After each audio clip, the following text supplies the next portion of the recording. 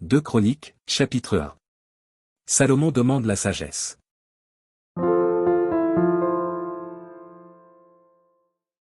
Salomon, fils de David, s'affermit dans son règne, l'Éternel, son Dieu, fut avec lui, et l'éleva à un haut degré. Salomon donna des ordres à tout Israël, aux chefs de milliers et de centaines, aux juges, aux princes de tout Israël, aux chefs des maisons paternelles. Et Salomon se rendit avec toute l'assemblée au haut lieu qui était à Gabaon. Là se trouvait la tente d'assignation de Dieu, faite dans le désert par Moïse, serviteur de l'Éternel.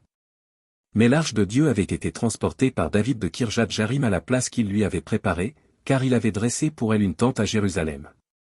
Là se trouvait aussi, devant le tabernacle de l'Éternel, l'autel d'airain qu'avait fait Betsalel, fils d'Uri, fils de Hur. Salomon et l'assemblée cherchèrent l'Éternel. Et ce fut là, sur l'autel d'airain qui était devant la tente d'assignation, que Salomon offrit à l'Éternel 1000 holocaustes. Pendant la nuit, Dieu apparut à Salomon et lui dit, « Demande ce que tu veux que je te donne. » Salomon répondit à Dieu, « Tu as traité David, mon père, avec une grande bienveillance, et tu m'as fait régner à sa place. Maintenant, Éternel Dieu, que ta promesse à David, mon père, s'accomplisse, puisque tu m'as fait régner sur un peuple nombreux comme la poussière de la terre. Accorde-moi donc de la sagesse et de l'intelligence, afin que je sache me conduire à la tête de ce peuple. Car qui pourrait juger ton peuple, ce peuple si grand?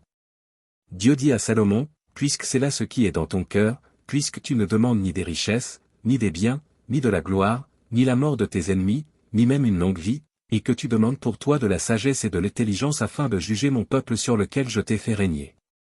La sagesse et l'intelligence te sont accordées. Je te donnerai, en outre, des richesses, des biens et de la gloire, comme n'en a jamais eu aucun roi avant toi et comme n'en aura aucun après toi. Salomon revint à Jérusalem, après avoir quitté le haut lieu qui était à Gabaon et la tente d'assignation. Et il régna sur Israël. Salomon rassembla des chars et de la cavalerie, il avait 1400 chars et 12 000 cavaliers, qu'il plaça dans les villes où il tenait ses chars et à Jérusalem près du roi.